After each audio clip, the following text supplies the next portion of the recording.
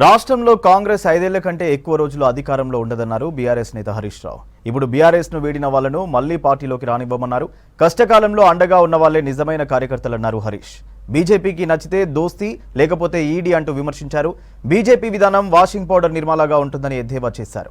రాష్ట్రంలో కాంగ్రెస్, కేంద్రంలో బీజేపీ ప్రభుత్వాలకు రైతుల సంక్షేమం పట్టడం లేదన్నారు హరీష్ రావు.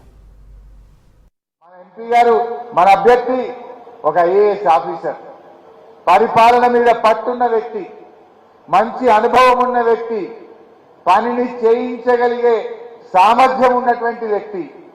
అందువల్ల అలాంటి మంచి మనిషిని మనం గెలిపించుకుందాం. ఏం చెప్పింది అప్పుడు? 100 రోజుల్లో ఇన్ని పనులు చేస్తా అని చెప్పింది. బాండ్ పేపర్లు రాసి ఇచ్చింది.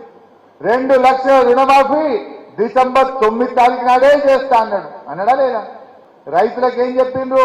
15,000 రైతు బంధు మోసం, 2 లక్షల రుణమాఫీ దగా, అదేవిధంగా వడ్లకు మక్కలకు 500 బోనస్ మోసం, వ్యవసాయ కూలీలకు 12,000 మోసం, కౌలు రైతులకు 15,000 చేసిందా లేదా?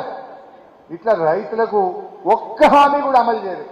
ఒక్కటన్నా భవిష్యత్తు మనే ఖచ్చితంగా మళ్ళీ వచ్చే ప్రభుత్వం ముమ్మాటికి బీఆర్ఎస్ ప్రభుత్వమే ఉంటది.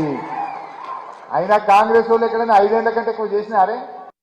రాజస్థాన్ లో కాంగ్రెస్ గవర్నమెంట్ ఉండే, 5 ఏళ్లకే పడిపోయింది. హిమాచల్ ప్రదేశ్ లో ఇలా గవర్నమెంట్ ఉన్నది, 5 నెలలకే పడిపోయేటట్టు ఉన్నది. అందువల్ల వాళ్ళు ఉండేదేం లేదు. మనం కొద్దిగా గట్టిగా నిలబడితే తప్పకుండా భవిష్యత్తు మనదే ఉంటుంది. కొంతమంది అవకాశవాదులు, కాంట్రాక్టర్లు, మట్టి అమ్ముకుంటోడు, ఇసుక అమ్ముకుంటోడు, మిషన్లు పెట్టుకున్నోడు, బండ్లు పెట్టుకున్నోడు కొంతమంది పార్టీలకి వెళ్ళి బయటకు పోతుంది. అటువంటి వాళ్లను ఎట్టి పరిస్థితుల్లో మళ్ళా పార్టీలకు రానిచ్చే ప్రశ్నే లేదు అని చెప్పి నేను మనవి చేస్తా ఉన్నాను.